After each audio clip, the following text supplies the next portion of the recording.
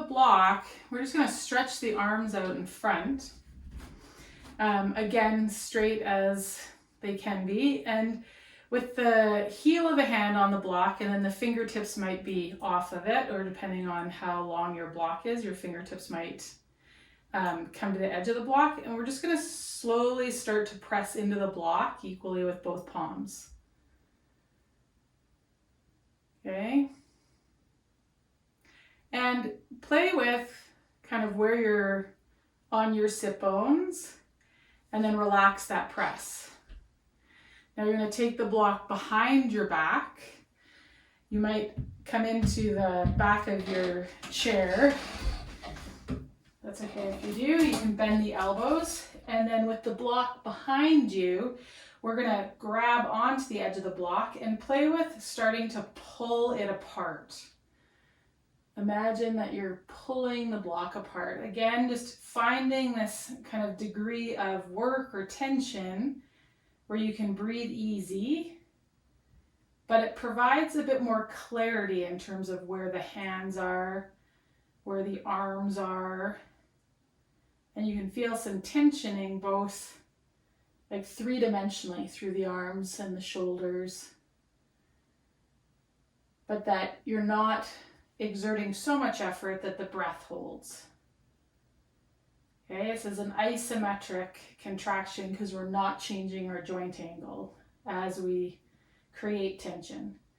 And you're going to release that, bring the brick back out front, and we're going to find that isometric push action again. And this time with the legs wide in your chair, pushing into the block, you're going to start to fold forward. So your sitting bones will roll up off the chair, and your chest will come down to wherever it comes down to, as close to parallel with the floor as you can. And then once at the bottom, you're going to take the brick behind your back, pull to come up. Pull the brick apart, lift the chest, shoulders stay back and down. Okay? We're going to do that a few more times. Brick comes to front, press, seated good morning stretch here.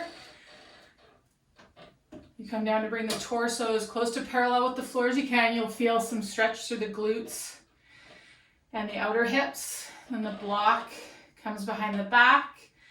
You're going to imagine that you're pulling it apart as you raise back up. Good, let's do that one more time. Block out in front. Gently press the block together, fold forward from the hips, block comes behind the back. Imagine pulling that brick apart as you come back up. Okay, so we're gonna let that go. So those isometrics are great because they create some neural drive. They connect the brain to the muscle fibers. And that tension in the muscle tissue goes laterally into our connective tissue. So it creates some movement in our connective tissue, which we all can use because we just sit and stay in positions because our furniture is comfortable. So we get some movement. But isometrics also have an analgesic effect. Man, why do I have so much trouble with that word? I mean, it's like a pain relief. So it's kind of that like tiger balm or a muscle rub. Isometrics provide pain relief.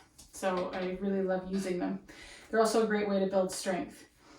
Okay, so from that seated good morning, we're going to take the block, and we played with this last week, this teacup exercise. So the block is resting on the palm of the hand. And what you're going to start with is simply, we've got our tray of drinks or chicken wings, and then we're going to take it up to shoulder height and press it straight up. Then it comes down, and we spin it back, and we've got our tray. Okay, shoulder height, and we press it up. So now we're going to combine this movement. Gaze is going to follow that brick with a bit of a side bend and a twist. Okay, Okay, so what it's gonna look like is as that brick goes up, I'm gonna bring the left elbow to the left thigh. Then I'm gonna come back upright. Now I could take the left hand down to the shin or down to the floor. That's gonna require more mobility of my hips and of my low back and spine, okay? So you decide where you're gonna go to, whether it's gonna be knee or shin or floor with that left arm.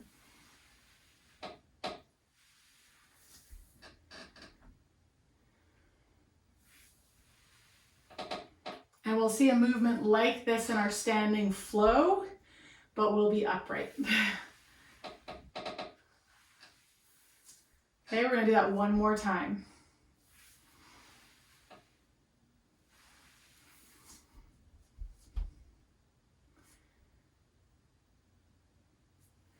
Okay, so once you're back and seated, we're gonna switch hands. And again, just start with the arm movement.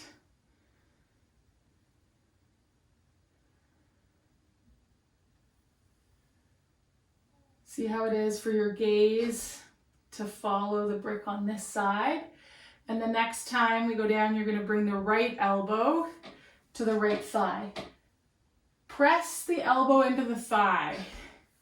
Kind of find this connection. Create this base of support that then you're reaching that arm up and the brick up front. Okay, and again, that could be down shin height, that could be bringing the right hand to the floor, but wherever it comes to, have this connectivity on that right side of the body that provides this support that then you're reaching up with that left hand. Okay, we're gonna do one more.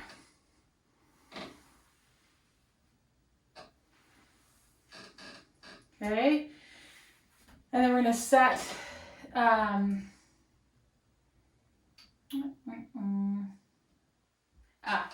okay, so we're gonna do something in the chair that again is gonna translate to when we're up and standing in the flow.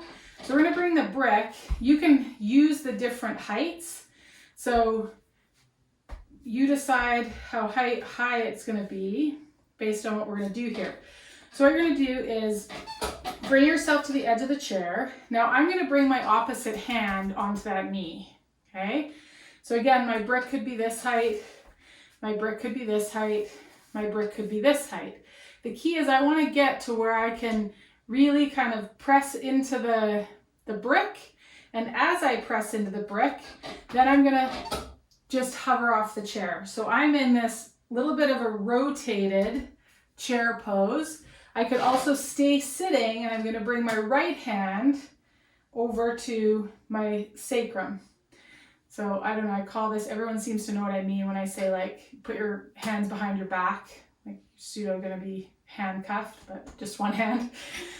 I kind of hate the metaphor, to be honest with you, but it's what works. So from here, again, you can stay sitting in the chair, find that isometric connection, pressing the palm into the brick. Play with some different heights, because the isometrics at the different heights block is building tension at different muscle lengths. So in order for us to have strength through a range of motion, we want to be creating these isometrics at different joint angles, okay? So really press into that brick. As you do, you might be able to find a little bit more rotation of that rib cage with that hand either on your sacrum, or it could be on the edge of the chair as well. So you can take a few easy breaths. You could take your gaze and add a bit more rotation with the cervical spine, looking over that right shoulder.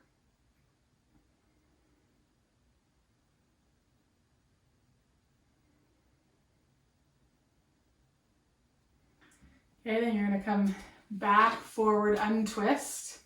So lots of places to kind of explore, and I call them bus stops, where you could get off and stay, right? You don't have to carry on. So we're going to bring the right palm onto the brick on the left knee. And again, build that bit of isometric pressure. Take your breastbone, you're going to rotate it to the left. You're going to place that left hand on the side of the chair or on the sacrum.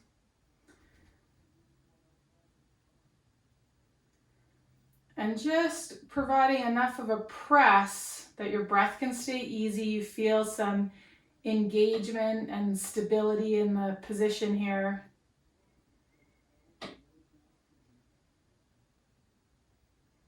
And then on your next exhale, explore a different height with that brick.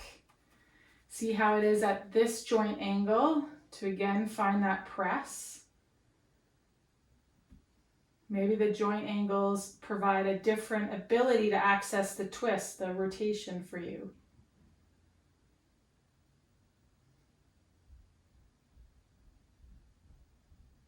And at this last block angle, you could explore adding, looking over that left shoulder.